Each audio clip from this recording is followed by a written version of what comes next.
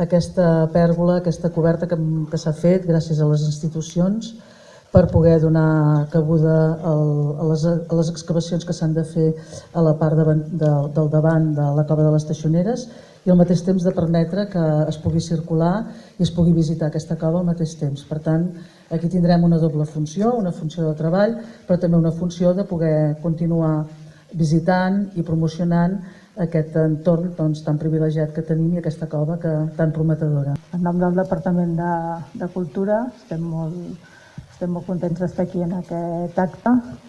És un acte on es plasma la col·laboració de 4 institucions, l'Ajuntament de Moià, la Diputació de Barcelona, l'IPES i el Departament de Cultura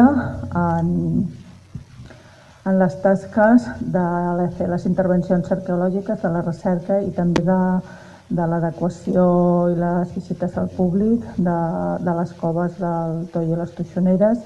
És un jaciment molt important i que ha donat, com després ja us explicarà el Jordi, grans resultats en la recerca de la prehistòria d'aquest país. És molt important destacar el fet que 4 institucions puguin treballar conjuntament.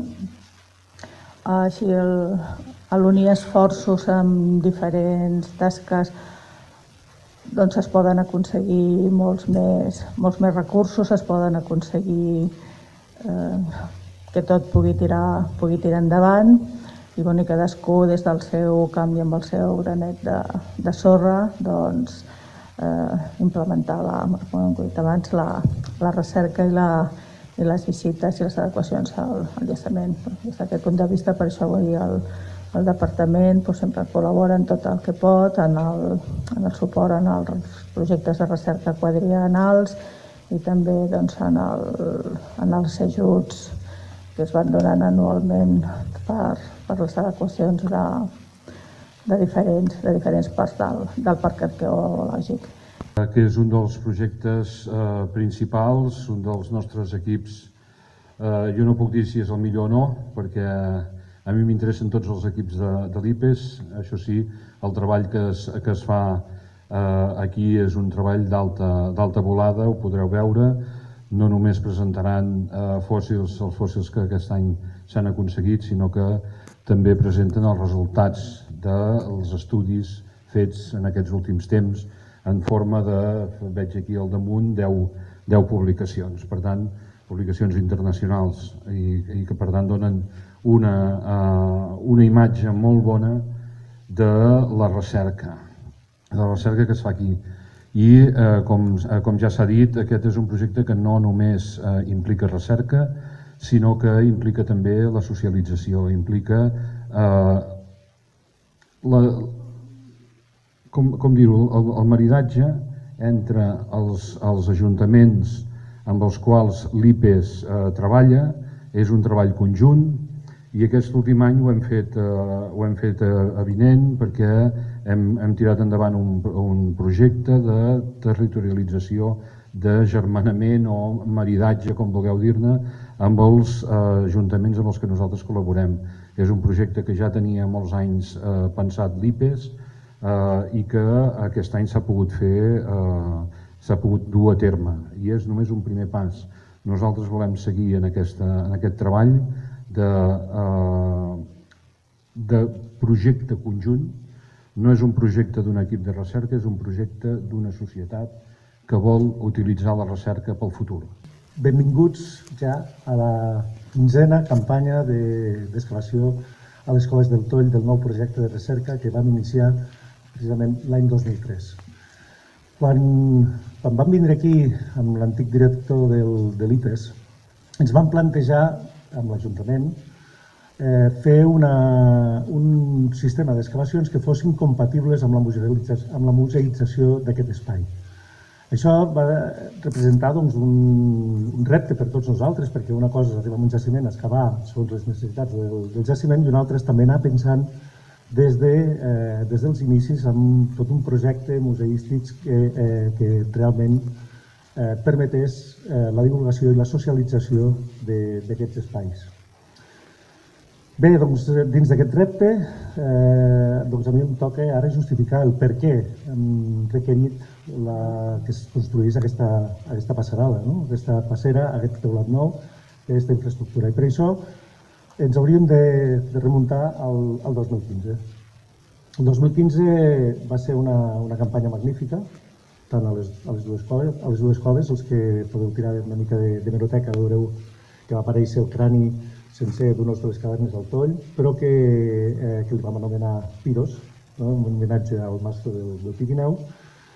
Però també a la cova de les Teixoneres va començar a produir una quantitat de material relacionat amb uns campaments neandertals de fa 52.000 anys, que era extremadament espectacular, amb els seus fogars, restes de fauna menjada, una indústria lítica tremendament peculiar, molt interessant. Hi havia un canvi de dinàmica enorme a la cova.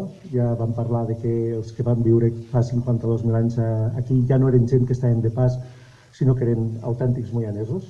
Sobretot això ho dèiem pel tipus de matèria primera que sortia, que era bàsicament de la cova. I doncs això també ens va permetre veure que aquests campaments, la cova, s'extenia més enllà del camí que hi havia i que s'havia d'excavar per sobre del camí.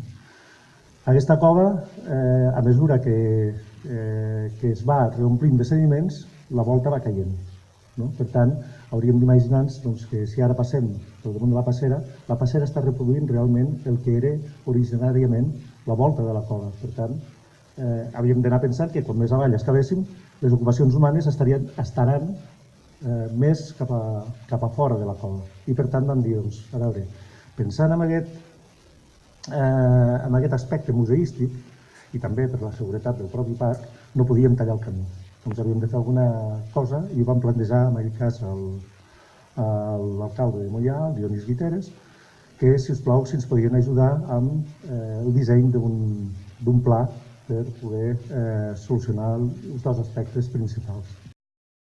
Es tracta d'una dent de llet, la podeu veure, va ser presentada també en premsa aquí mateix. És un incisiu superior d'un nen d'uns 4 o 5 anys d'edat.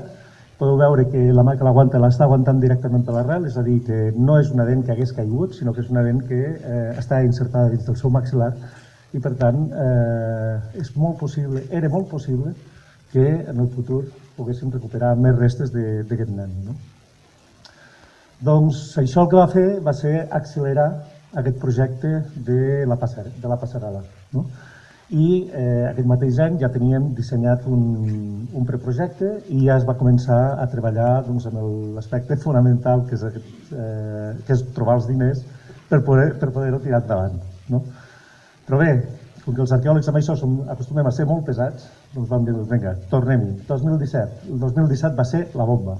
Aquesta sí que va ser la campanya potser més espectacular que hem tingut mai a la cova de les Teixoneres.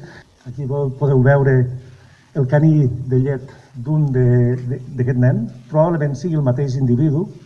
El que passa és que durant la campanya va aparèixer un premolar de llet que té un nivell de desgast, ara sí que ja ho podem dir, que no és compatible amb aquestes dues dents. Per tant, és molt possible, o segurament tenim restes de dos nens diferents a la cova de les Teixoneres. L'excavació va continuar i precisament un dels fets més divertits que va ocórrer l'any passat va ser que amb una visita de l'alcalde, que ens va dir que baixaria l'alcalde amb els de l'Ajuntament aportant-nos una mica d'aperitiu i tot el que ens va presentar amb 50 persones, doncs en aquell moment, just al davant de tot el poble, va aparèixer la dent d'un adult, que nosaltres en diem la iaia.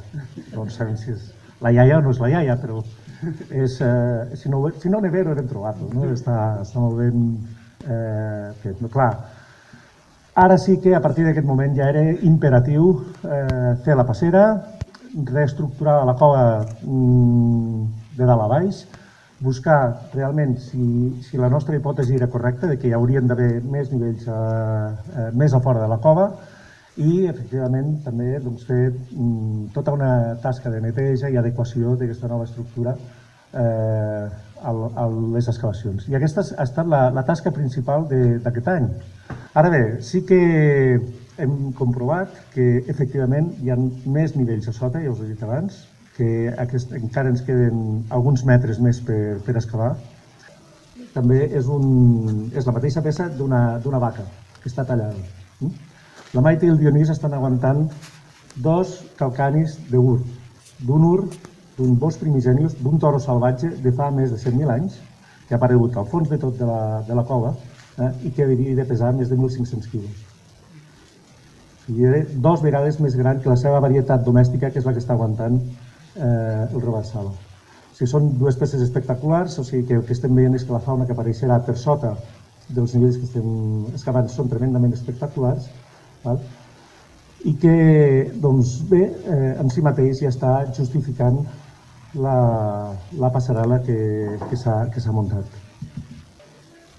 Ens ha permès també aquests 3 dies d'excavació real, 3 dies de rascar una miqueta el que seria el sòl aquest de 52.000 anys en el qual ha aparegut les restes del nen, i en 3 dies ja podeu veure que hem sigut capaços de recuperar una petita col·lecció de puntes mosterianes, les puntes de les llances neandertals, que ens estan indicant que efectivament són partides de caçadors, i ara mateix podem dir que som el jaciment de la península ibèrica que té més artefactes d'aquest estil, que no són gaire comuns trobant, generalment n'apareix 1, 2 o 3, aquí, amb un sol nivell, potser en tenim prop d'una trentena.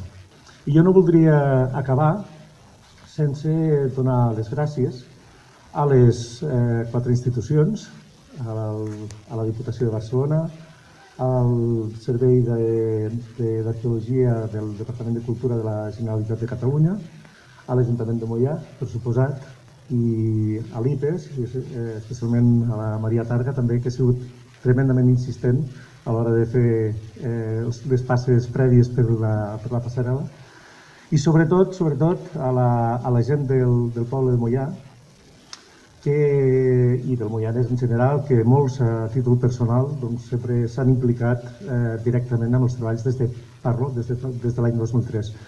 I podria dir noms, no sé, podria posar per exemple el Xavi Serra, que de manera completament desinteressada ens ha ajudat a moure tonelades de terra aquests dies, tonelades de sediments remenats, o podria parlar del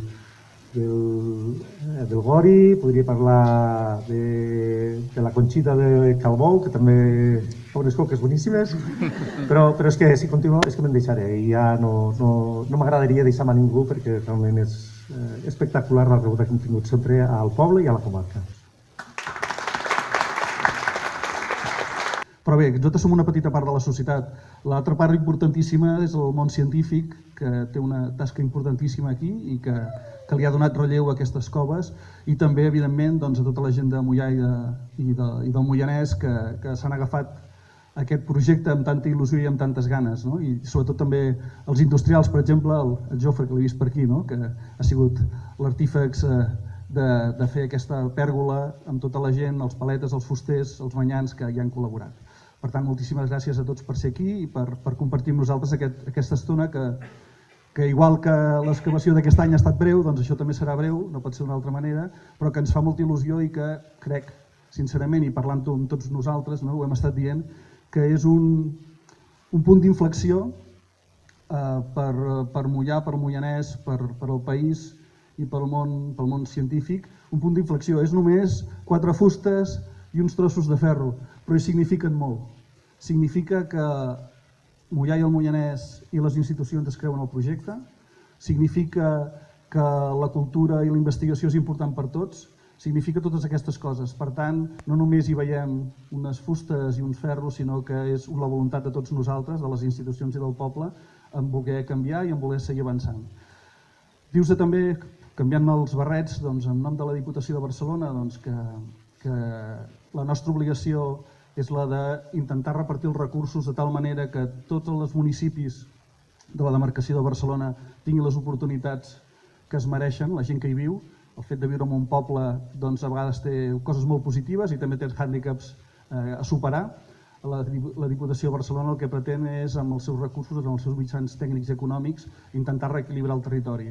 Els pobles, i sobretot Moià i el Moianès, tenim la gran sort de poder explicar la història de 50 milions d'anys fins a data d'avui, sobretot amb les nostres restes arqueològiques, que hi hagin moianesos de 50.000 anys, doncs no és poca broma, vol dir que aquí hem viscut la mar de bé molts temps i tenim ganes de seguir-hi vivint molts més anys.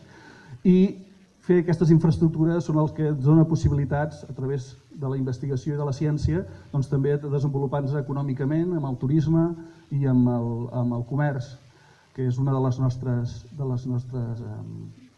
a dia d'avui, un dels nostres models econòmics. Per tant, molt il·lusionats, dius que les 4 institucions seguirem treballant conjuntament. Com ha dit el Robert, això és l'inici d'una nova manera de fer les coses. I recordo, no sé què era, la nit del dimarts o del dilluns, que us veu quedar sense aigua aquí a la Masia i vaig venir a veure-us, que fent una cervesa a les 12 de la nit, que és quan millor surten les idees i millor surten les coses, doncs vam començar ja a pensar com hauria de ser aquest espai on entenem que ha de ser la ciència qui impulsi i el turisme i la promoció econòmica qui acompanyi. No volem fer deixar un xiqui parc, sinó que el que volem és que sigui un mirall de la ciència on tots nosaltres, tots els ciutadans, ens en puguem aprofitar i el puguem aprendre i ens puguem conèixer. Si volem un país que vagi molt més enllà d'on estem ara, el 2018, necessitem saber d'on venim i així segur que sabrem, o si més no, ja no tindrem l'excusa per fer els mateixos errors. Per tant, moltes gràcies, moltes felicitats i ara gaudir-ho i disfrutar-ho.